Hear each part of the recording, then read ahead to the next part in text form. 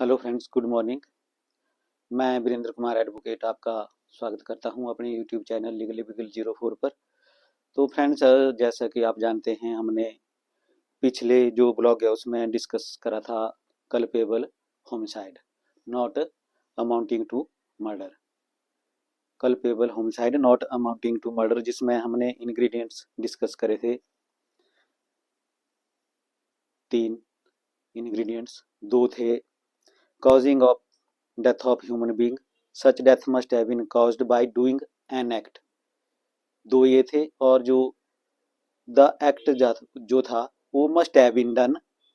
3 situation हमने discuss करी थी उसमें, that the act must have been done with the intention of causing death, और सेकंड था with the intention of causing such bodily injury as is likely to cause death, और जो third था वो था with the knowledge that the doer is likely by such act to cause death. तो ये हमने डिस्कस कर लिया था पिछले सेक्शन में, जो था सेक्शन 100 भारतीय न्याय संहिता का, और सेक्शन 299 था इंडियन पैनल कोड का। आज हम डिस्कस करेंगे सेक्शन 101 भारतीय न्याय संहिता का, जो कि है मर्डर, और सेक्शन 300 हो गया ये इंडियन पैनल कोड का। तो फ्रेंड्स, जैसा कि आप जानते हैं, जो कल्पेबल होमिसाइड है वो मर्डर ही होता है, लेकिन all murders are culpable homicide, लेकिन all culpable homicides are not murder. Murder includes culpable homicide, जो मर्डर है वो कल्पेबल होमिसाइड को इंक्लूड करता है, बट एक कल्पेबल होमिसाइड जो है वो may or may not be murder, may amount murder or may not be amount to murder.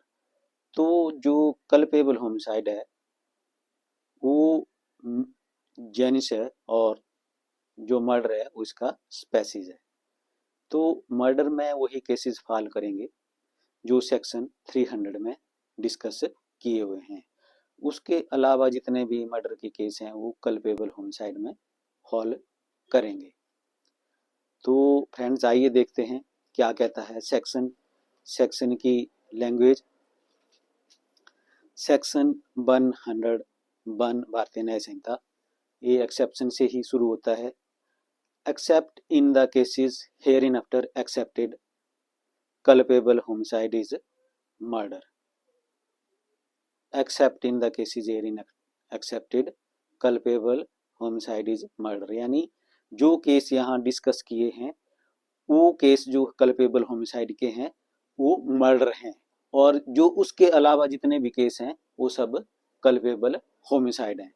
तो मर्डर क्या है वो आपको सिर्फ मिलेगा सेक्शन 101 भारतीय न्याय संहिता में और सेक्शन 300 इंडियन पैनल कोड में। तो आइए देखते हैं। Except in the cases hereinafter excepted culpable homicide is murder. तो फर्स्ट क्लॉज क्या कहती है? If the act by which the death is caused is done with the intention of causing death।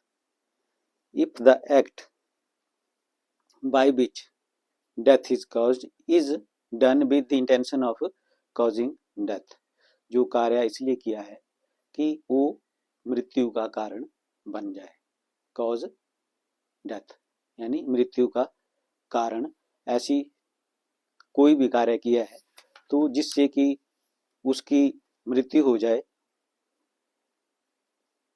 किसकी? विक्टिम की। Offender ने ऐसा कार्य किया है तो वो अमाउंट होता है मर्डर।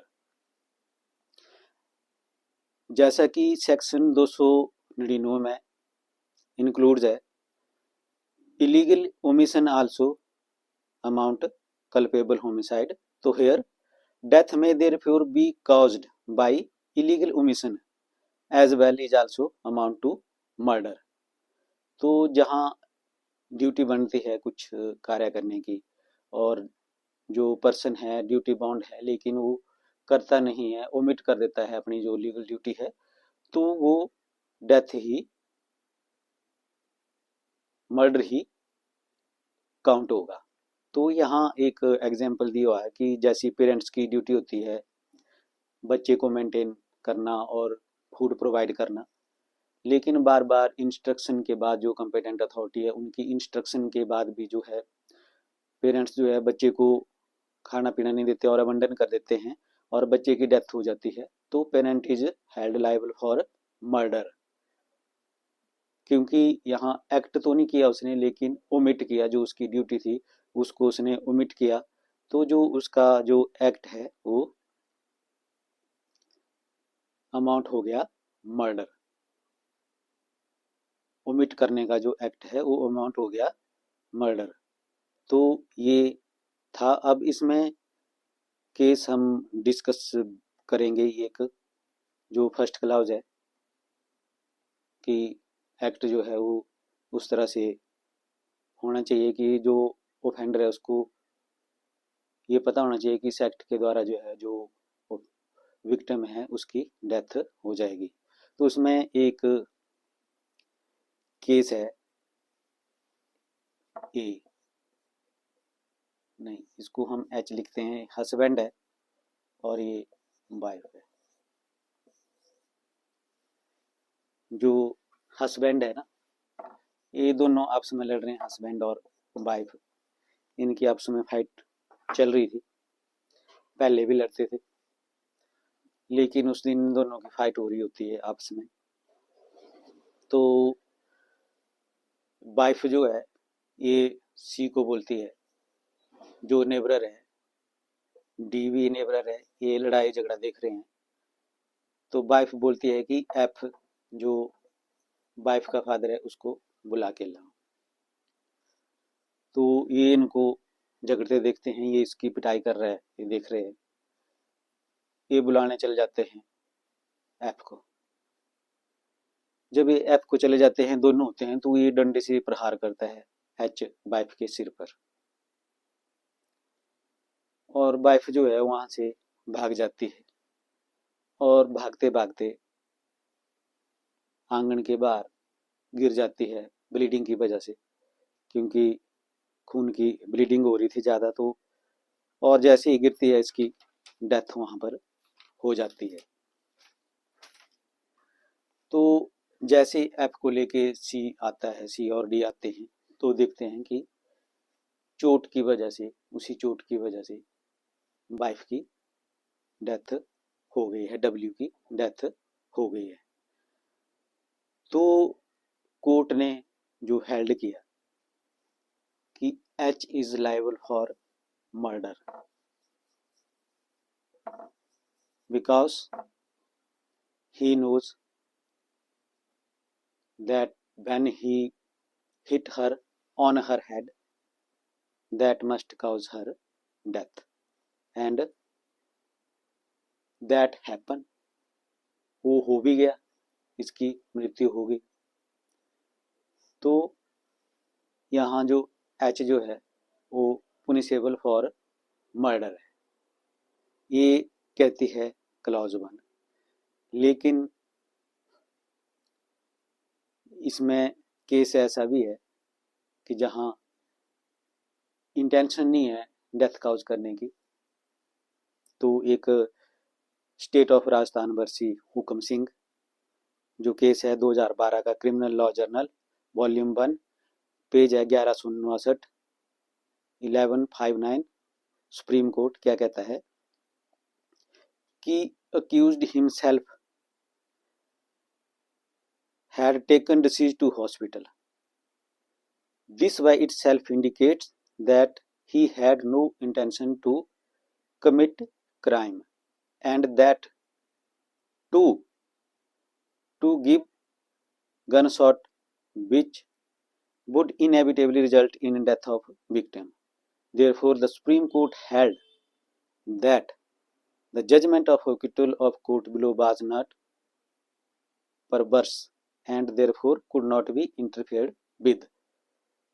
तो इसमें क्या हुआ था कि जो ऑफेंडर है वो विक्टिम को अपने आप हॉस्पिटल ले जाता है, क्योंकि उससे गन शॉट उसको लगा होता है, वो मारना नहीं चाहता उसको, लेकिन उससे गोली लग जाती है तो उसको हॉस्पिटल ले जाता है, लेकिन हॉस्पिटल में उसकी डेथ हो जाती है। तो कोर्ट ने हेल्ड किया कि ये जो है इसने इंटेंशनली नहीं किया है जानबूझकर नहीं किया है, जानबूझकर उसको गोली नहीं मारी है, तो उसको बरी कर दिया था।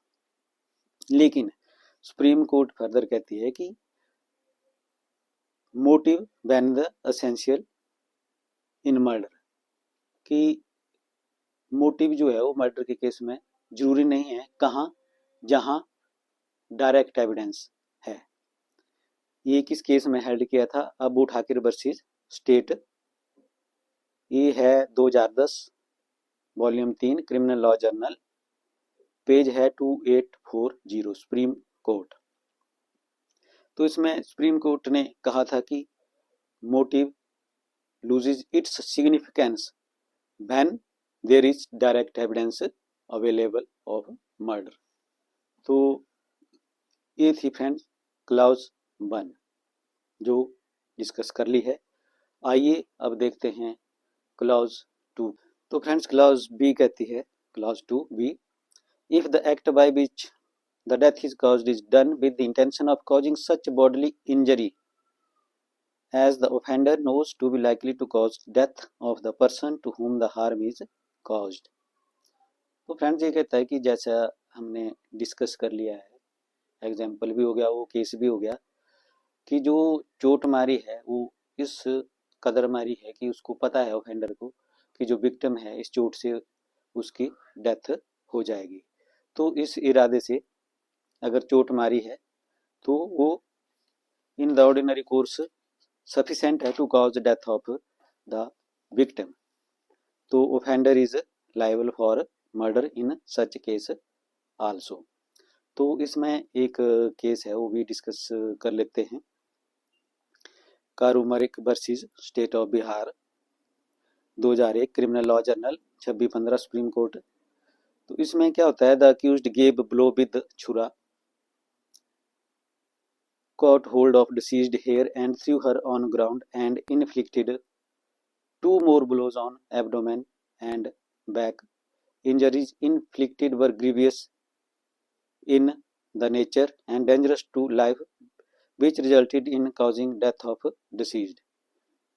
It was held that from injuries caused it is clear that intention of the accused was to kill the victim। तो क्या हुआ इसमें, जो अक्यूज्ड है उसने पहले जो विक्टिम है उसकी छाती पर चाकू से वार किया, फिर उसको बालों से पकड़ा और नीचे गिरा दिया और पेट में 2 बार किए और एक बैक साइड में बार किया। तो सुप्रीम कोर्ट ने हेल्ड किया कि जो इंजरी है वो डेंजरस टू लाइफ है और ये जो ऑफेंडर है ये जानता था कि ये डेंजरस टू लाइफ है और इसने जानबूझ के इंजरी चोट मारी है और उससे उसकी डेथ हो गई, तो ही इज लायबल फॉर मर्डर। तो ये थी सेकंड क्लाउज, क्लाउज बी। अब आइए देखते हैं क्लाउज सी क्या कहती है। If the act by which the death is caused is done with the intention of causing bodily injury to any person and the bodily injury intended to be inflicted is sufficient in the ordinary course of nature to cause death। इसमें भी हुई है, लेकिन जो जैसा कि हमने culpable homicide में डिस्कस करा था, इसमें सिर्फ डिग्री का फर्क है कि इसमें जो ऑफेंडर है वो जानता है और उसको हर हाल में ये पता है या ये इंटेंशन है उसकी, जो उसने बॉडली इंजरी जो कॉज की है that is dangerous to life, और उस इंजरी से जो है विक्टिम की डेथ होनी ही होनी है, जो उसने इंजरी इन्फ्लिक्ट कर दी है विक्टिम को। तो ये है क्लॉज सी, इसमें यही बताया है। अब आती है क्लॉज डी। क्लॉज डी कहती है, if the person committing the act by which the death is caused knows that it is so imminently dangerous that it must in all probability cause death or such bodily injury as is likely to cause death and commit such act without an excuse for incurring the risk of causing death or such injury as aforesaid। मतलब जो injury उसने cause की है या जो act जिसके द्वारा injury cause की है उसको इन ऑल प्रोबेबिलिटी ये पता है, ये विश्वास है, ऑल प्रोबेबिलिटी ये विश्वास है कि जो एक्ट है उससे विक्टिम की डेथ हो जाएगी। तो इसमें नॉलेज है, इसमें ऑल प्रोबेबिलिटी, और जो कल्पेबल होमिसाइड है उसमें डिग्री का सिर्फ फर्क है। उसमें वो जानता तो है लेकिन बच भी सकता है, लेकिन मर्डर में क्या है, उसको इन ऑल प्रोबेबिलिटी पता है, मतलब हर तरह से वो जानता है कि जो विक्टिम है उसकी डेथ हो जाएगी, लेकिन कल्पेबल होमिसाइड में उसको ऐसा था कि बच भी सकती है, लेकिन इसमें कोई चांस बचने के नहीं है, ये चीज वो ऑफेंडर जानता है। तो ये थी जो इसके सेक्शन के जो लैंग्वेज थी वो डिस्कस कर लिए। अब है इसमें एग्जाम्पल कि एग्जाम्पल भी डिस्कस कर लेते हैं, से जो कॉन्सेप्ट है बिल्कुल क्लियर हो जाते हैं, तो इसलिए एग्जाम्पल दिए होते हैं बुक्स में ताकि आप उनको भी पढ़ें ढंग से और डिस्कस करें। तो जो पहला एग्जाम्पल है A shoots Z with the intention killing him. Z die in consequence. A commits murder. यहाँ इसने इसको शूट किया, ए ने जेड को शूट किया, गोली मारी और जेड मर गया। तो ये क्या है, मर्डर, क्योंकि direct hit, direct death, murder, culpable homicide का कोई क्वेश्चन नहीं, तो ये मर्डर है। अभी कल्पेबल होमिसाइड क्या है वो हम डिस्कस करेंगे इसके बाद। जो एक्सेप्शन है उसमें जो आएगा उसमें हम डिस्कस करेंगे कि वैसे तो हमने प्रीवियस सेक्शन में डिस्कस कर लिया, लेकिन कौन कौन सी जो सिचुएशन है इसमें दिए हुए हैं एक्सेप्शन 5, उनमें अगर फॉल करते हैं तो कल्पेबल होमिसाइड है, नहीं तो मर्डर है। तो ये था एक एग्जांपल। अब है बी क्या कहता है, A knowing that Z is labouring under such a disease that a blow is likely to cause his death. A जानता है कि जेड को कोई ऐसी बीमारी है, अगर उसको कोई छोटा सा भी मुक्का या धक्का दे दिया जाए तो उसकी मृत्यु हो सकती है। तो ए क्या करता है, strike him with the intention of causing bodily injury, Z die in consequence of the blow, और जेड ए उसको ब्लो देता है और जेड उस ब्लो से मर जाता है। तो A is guilty of murder, although the blow might not have been sufficient in the ordinary course of nature to cause death of a person in a sound state of health। लेकिन अगर वो ठीक होता, healthy होता, तो उससे उसकी मृत्यु नहीं होनी थी, लेकिन ए को पता था कि जेड बीमार है, उसको ऐसी बीमारी है, तो वो लायबल फॉर मर्डर है। अब जो अगला एग्जाम्पल है सी, वो है A intentionally give Z a sword cut or club bound sufficient to cause the death of a man in the ordinary course of nature, Z die in consequence, here A is guilty of murder although he may not have intended to cause Z's death। मतलब क्या है, जैसा हमने supreme court वाला case discuss करा कि जहां direct evidence murder की है वहां मोटिव जरूरी नहीं है, तो ये उस का एग्जाम्पल है। क्या बोलता है कि जेड ने स्वॉर्ड तलवार से मारी किसको, विक्टिम को, और उससे उसकी ब्लीडिंग होती है और वो मर जाता है, लेकिन उसकी इंटेंशन नहीं थी विक्टिम को मारने की, लेकिन फिर भी वो मर जाता है। तो यहाँ क्या है, उसने डायरेक्ट स्वॉर्ड कट, तलवार से डायरेक्ट मारी है, तो ही इज लायबल फॉर मर्डर। इसमें इंटेंशन और मोटिव का कोई रोल नहीं रह गया जब डायरेक्ट एविडेंस अवेलेबल है, डायरेक्ट उसने चोट मारी है। तो अब एग्जाम्पल है D, A without an excuse fires a loaded cannon into a crowd of persons and kills one of them. A is guilty of murder although he may not have had premeditated design to kill any particular individual। तो यहाँ क्या होता है, ये क्या करता है कि भीड़ जा रही होती है तो उस पर गोली चला देता है। उसकी कोई ये इंटेंशन नहीं है कि जो भीड़ में उसने किस पर्सन को मारना था, किसको नहीं मारना था, ये उसकी कोई इंटेंशन नहीं है, लेकिन फिर भी वो गोली चला देता है भीड़ पर, और वहां क्या होता है, एक पर्सन मर जाता है। तो ए जो है वो guilty for murder, held liable for murder, क्योंकि उसने डायरेक्टली गोली चलाई है। उसके एक्ट से पता था, उसको जानता था कि अगर गोली लगेगी तो मरेगी, और भीड़ में तो गोली लगनी ही है किसी न किसी को, तो उससे डेथ कॉज होती है, तो ही इज लायबल फॉर मर्डर। तो ये थी जो हमने मर्डर की डेफिनेशन थी वो हमने डिस्कस कर ली है। अब हैं एक्सेप्शन। फ्रेंड्स, तो जैसा कि मैंने आपको बताया कि जो एक्सेप्शन है वो 5 एक्सेप्शन है। अगर उन एक्सेप्शन में केस फॉल करता है तो वो कल्पेबल होमिसाइड है। तो जो अब एक्ट हमने डिस्कस किया है मर्डर वाला, वो जो 5 एक्सेप्शन इस 300 सेक्शन 300 में है, इनमें फॉल करता है तो वो कल्पेबल होमिसाइड अमाउंट होता है। तो वो 5 क्या है उनमें से आइए देखते हैं। फर्स्ट जो एक्सेप्शन है वो क्या कहता है, exception 1, culpable homicide is not murder. जो कल्पेबल होमिसाइड है वो मर्डर नहीं है। क्यों नहीं है?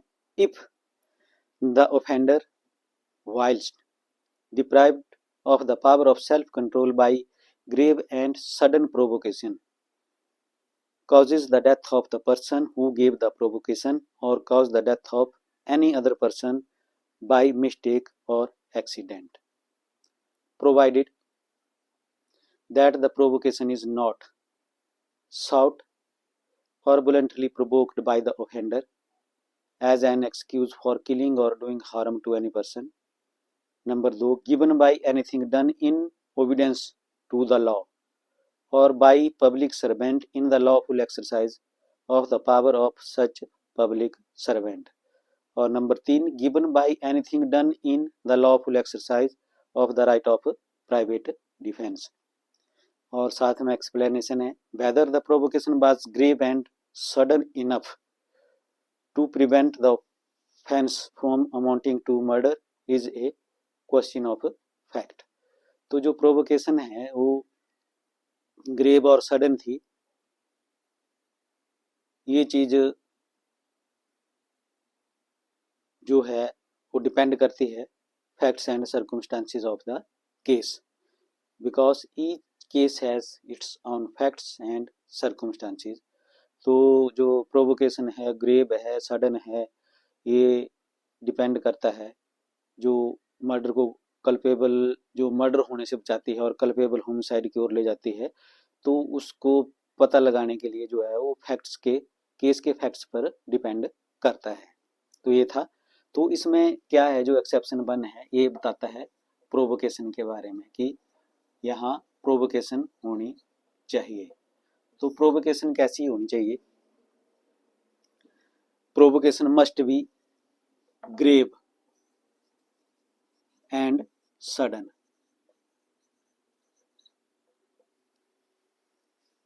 Provocation must be grave and sudden, और ड्यू टू दैट प्रोवोकेशन जो है वो ऑफेंडर जो है वो must deprive the power of his self control, must deprive the power of his self control. क्यों? Due to that provocation. तो अगर कल्पेबल होमिसाइड में केस फॉल करना है तो उसके लिए क्या चाहिए? ग्रेव एंड सडन प्रोवोकेशन चाहिए, और उस प्रोवोकेशन की वजह से जो ऑफेंडर है वो अपने सेल्फ कंट्रोल की पावर को खो देता है। लेकिन इसको भी एक्सेप्शन है। क्या एक्सेप्शन है? 3 एक्सेप्शन है इसके भी, प्रोवोकेशन के। कि जो प्रोवोकेशन है, फर्स्ट ऑफ ऑल क्या होना चाहिए, जो अक्यूज्ड है, ऑफेंडर है, उसके द्वारा खुद नहीं वो प्रोवोकेशन होनी चाहिए। कि कोई एक्ट उसका ऐसा नहीं होना चाहिए जिससे, जैसा ए कुछ ऐसा कर देता है और बी उसके बाद उसको बोलता है जिससे वो प्रोवोक हो जाता है, तो ऐसा नहीं होना चाहिए। जो उसके अपने खुद के द्वारा नहीं, वो कॉज की जानी चाहिए प्रोवोकेशन, तब वो ग्रेव एंड सडन प्रोवोकेशन में आएगी। अगर वो खुद ही कोई ऐसा एक्ट कार्य करता है जिस वजह से दूसरा बंदा उसको प्रोवोकेशन दे रहा है, तो वो इस एक्सेप्शन में फॉल नहीं करेगा। और सेकेंडली है the provocation is not given by any or by public servant in the lawful exercise of his power।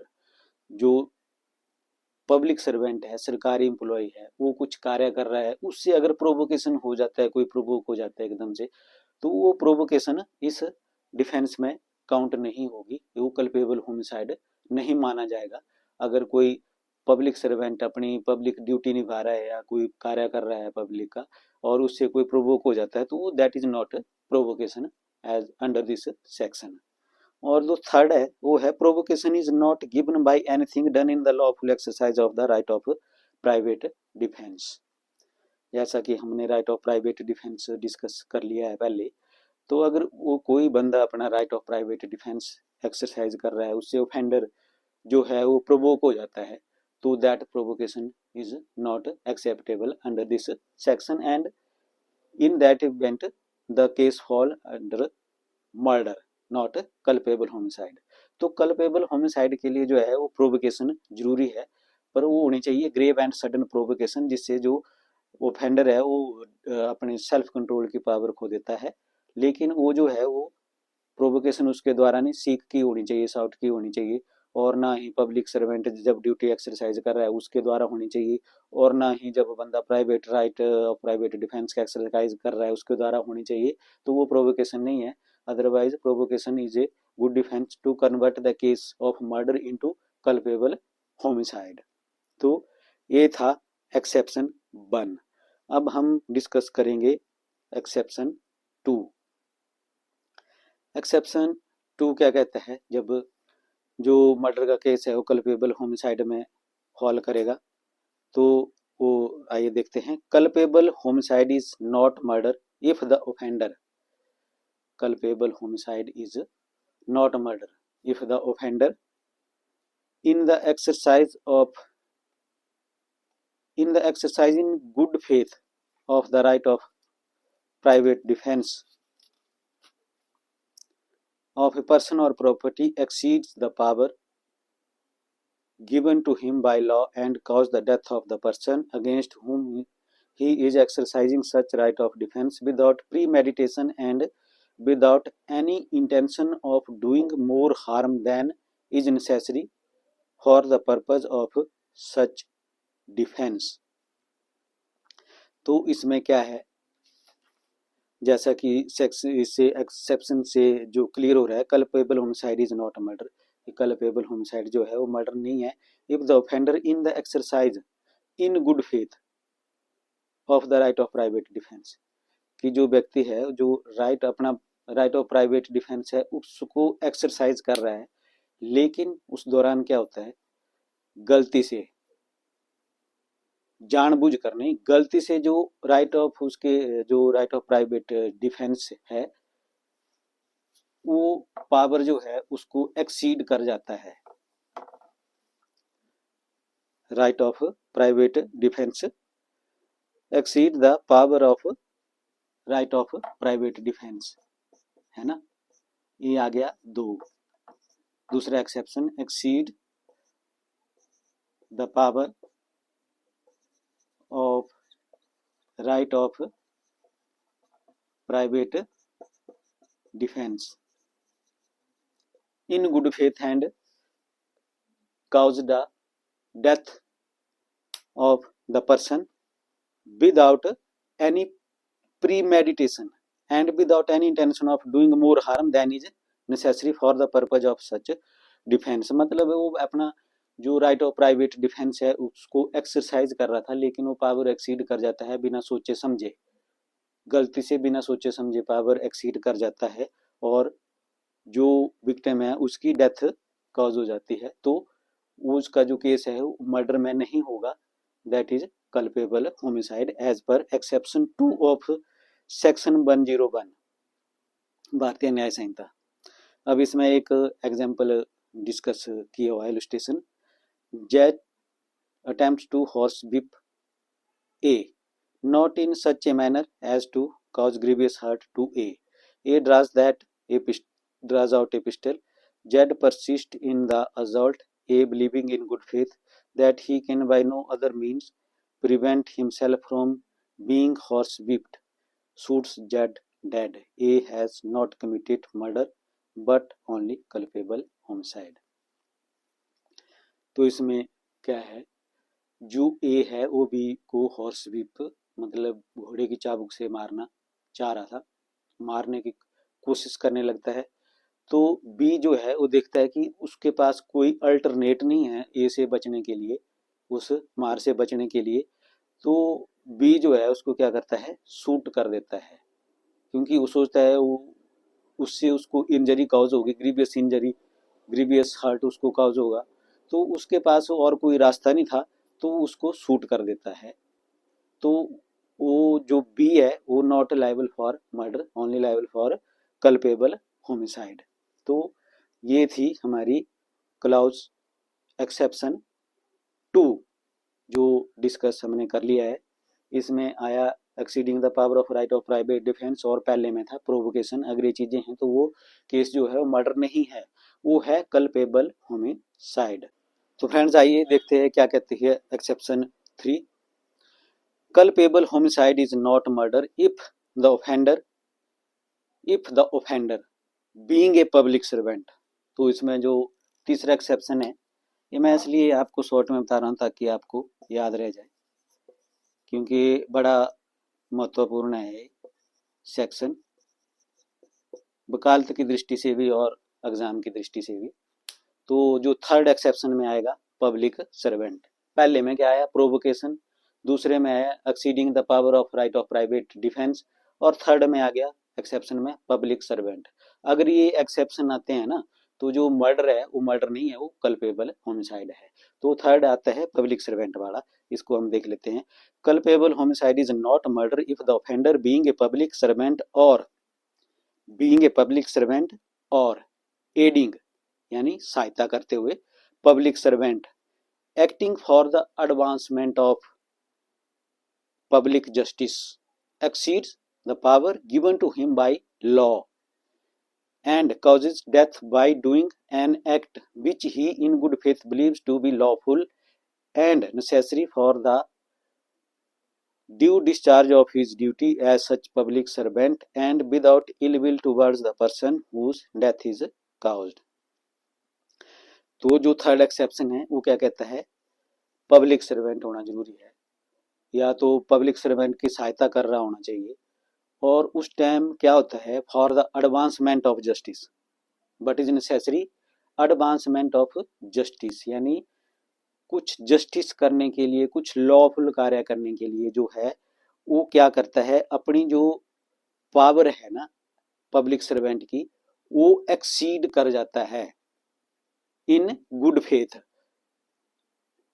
और believe that he is thereby causing justice not injustice, and in that belief he exceeds the power and cause death of a person without any ill will or without any intention to cause death of that person, then he is also liable for culpable homicide and not for murder। तो third जो है वो है public servant must exercise in good faith the power given to him by law for the advancement of justice, and without ill will he cause the death of any person, then his act is culpable homicide and not amounting to murder as per exception 3। अब आता है exception 4। अब exception 4 क्या कहता है, आइए देखते हैं। Culpable homicide is not murder if it is committed without premeditation in a sudden fight, in the heat of passion, upon a sudden quarrel, and without the offenders having taken an undue advantage or acting in a cruel or unusual manner।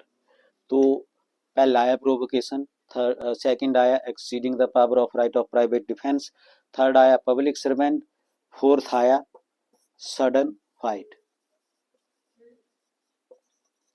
इसमें क्या है, जैसे दो person के बीच में sudden अचानक लड़ाई झगड़ा हो जाता है, फाइट हो जाती है, किसी का कोई इरादा नहीं है एक दूसरे को मारने का, लेकिन उस फाइट के दौरान ऐसा हो जाता है कि अचानक से किसी एक को चोट लग जाती है और वो मर जाता है। अदरवाइज टक्कर बराबर की थी भाई दोनों की, लेकिन फिर भी एक मर जाता है, तो वो डेथ जो है वो मर्डर काउंट नहीं होगी, वो काउंट होगा कल्पेबल होमिसाइड। पर इसके लिए क्या जरूरी है, इंग्रेडिएंट क्या है इसके?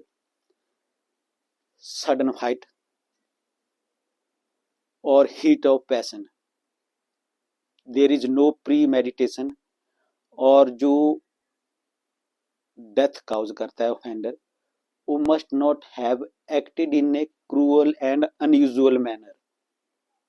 मतलब उससे ये लगना चाहिए कि उससे अनजाने में हुआ है, ना कि उसने जानबूझकर क्रुएल्टी से या अनयूजुअल मैनर से मारकर उसकी हत्या की है।